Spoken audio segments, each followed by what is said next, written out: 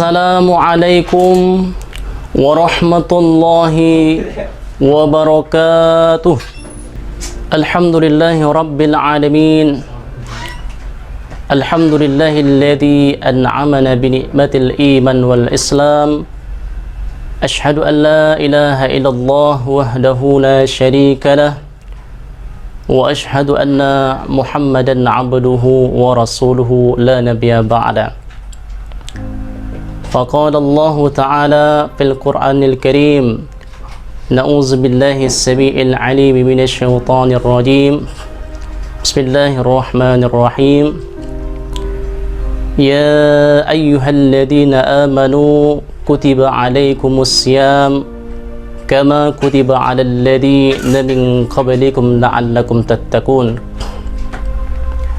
وقال النبي صلى الله عليه وسلم إذا جاء شهر رمضان فتحت أبواب السماء وغلقت أبواب جهنم صدق الله العظيم. Bapak, Bunda, Ananda, kaum muslimin dan muslimat yang dirahmati Allah Subhanahu wa taala, marilah senantiasa kita bersyukur kehadirat Allah Subhanahu wa taala, sebab begitu banyak nikmat yang Allah Subhanahu wa taala telah berikan kepada kita.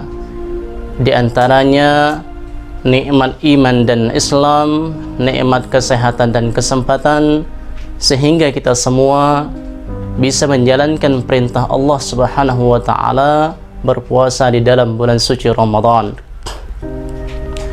Salawat beriring salam marilah senantiasa kita haturkan kepada habibana Nabiyana Nabiyil Karim Muhammad sallallahu alaihi wasallam, kepada keluarganya, para sahabatnya, pengikutnya hingga akhir zaman.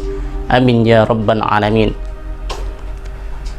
Pada kesempatan yang berbahagia ini, izinkanlah kami menyampaikan sebuah nasihat agama, yakni tentang bagaimana membangun sebuah ukhuwah Islamiyah.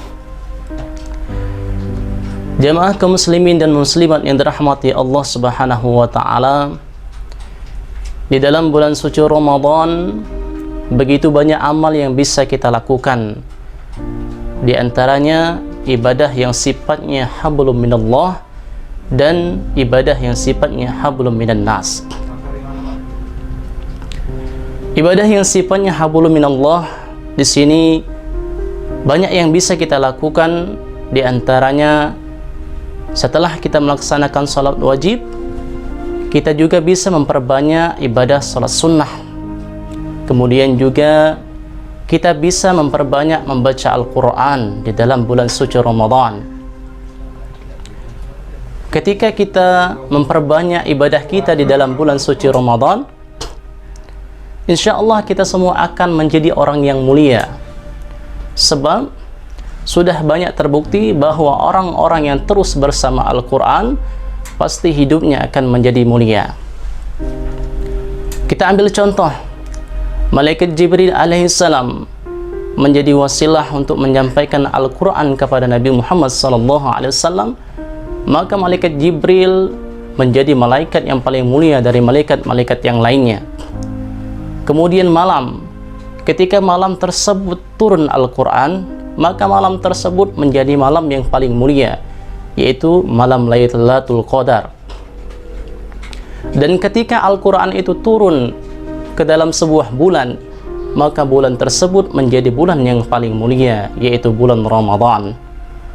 Dan patut kita ketahui bahwa ketika Al-Quran tersebut jatuh atau terletak pada manusia, maka manusia tersebut akan menjadi manusia yang paling mulia, seperti yang kita ketahui Nabi Muhammad SAW.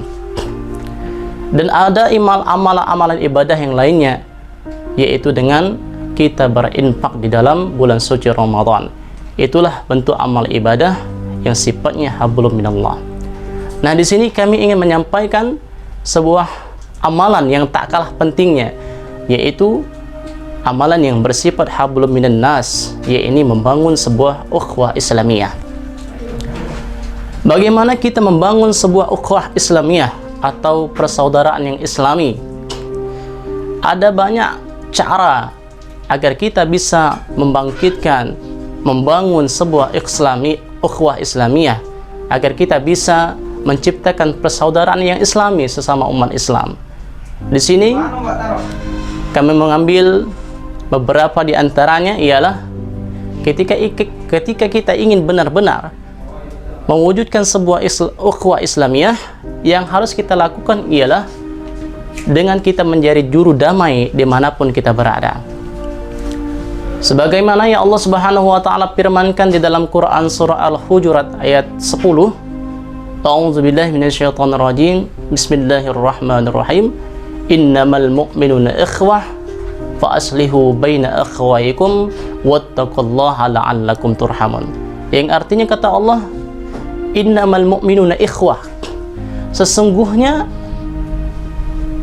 orang muslim itu bersaudara. Fa aslihu baina akhwaykum, dan perbaikilah hubungan antara sesama kamu. Wattaqullaha la'allakum turhamun, bertakwalah kepada Allah, insyaallah kamu akan menjadi orang yang dirahmati oleh Allah Subhanahu wa Ta'ala. Nah, dari ayat ini dapat kita sedikit merenung bahwa agar kita mendapatkan rahmatnya Allah Subhanahu wa Ta'ala, hendaknya kita itu menjadi juru damai dimanapun kita berada.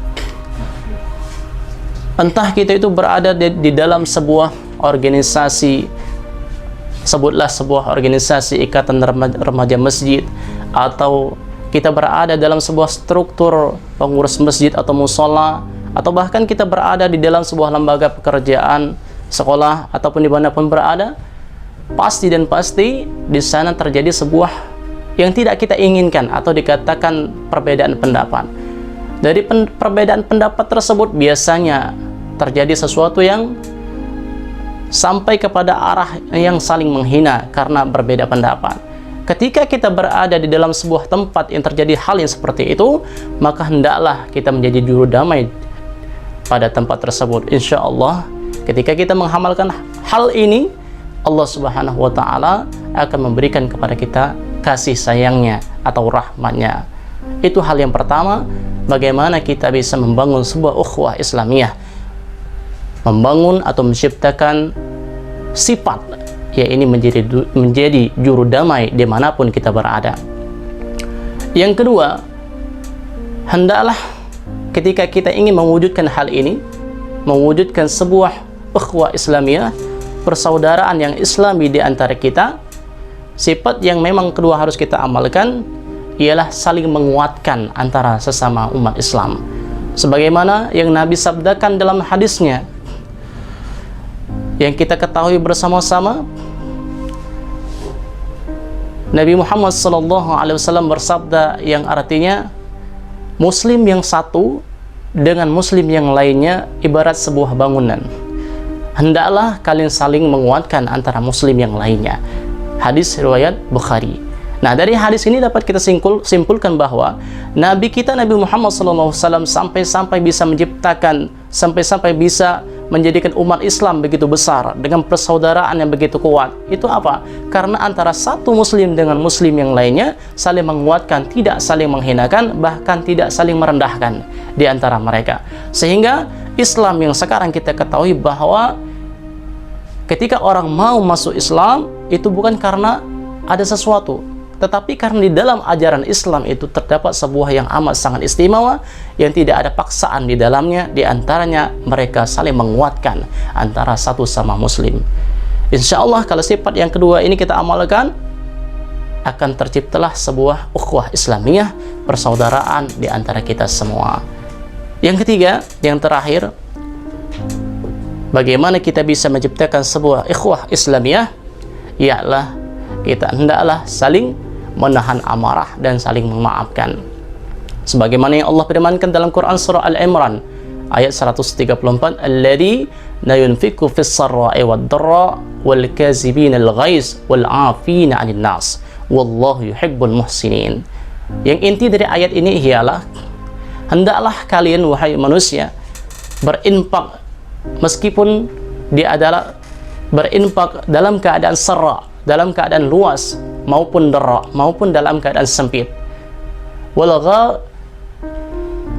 Dan dalam ayat tersebut, hendaklah kita menahan amarah wal 'afina 'anil nas, dan memaafkan ketika orang berbuat salah kepada kita. Untuk apa? Agar kita menjadi orang yang Allah katakan wallahu yuhibbul muhsinin, Allah mencintai orang-orang yang berbuat baik. Nah, dari ayat ini Allah sangat memerintahkan kepada kita ketika kita ingin menciptakan sebuah suasana yang ukhuwah Islamiyah, maka hendaklah ketika ada sesuatu terjadi, jangan kita cepat menyalurkan emosi kita kepada orang yang mungkin berbeda pendapat dari kita. Hendaklah kita maafkan, kita tahan amarah kita. Kemudian ketika memang orang tersebut salah kepada kita, hendaklah kita maafkan. Wal 'afina 'anil nas, kita maafkan orang yang bersalah tersebut kepada kita. Untuk apa? Agar kita meraih cintanya Allah Subhanahu wa taala dan terciptalah sebuah persaudaraan yang Islamiyah atau yang kita sebut dengan ukhuwah Islamiyah. Jamaah yang dirahmati Allah Subhanahu wa taala, mungkin di sini tausiah singkat yang bisa kami sampaikan, semoga bermanfaat. Kalau ada kata yang salah kami mohon maaf. Pada Allah kami mohon ampun. Akhirul kalam. Assalamualaikum warahmatullahi wabarakatuh.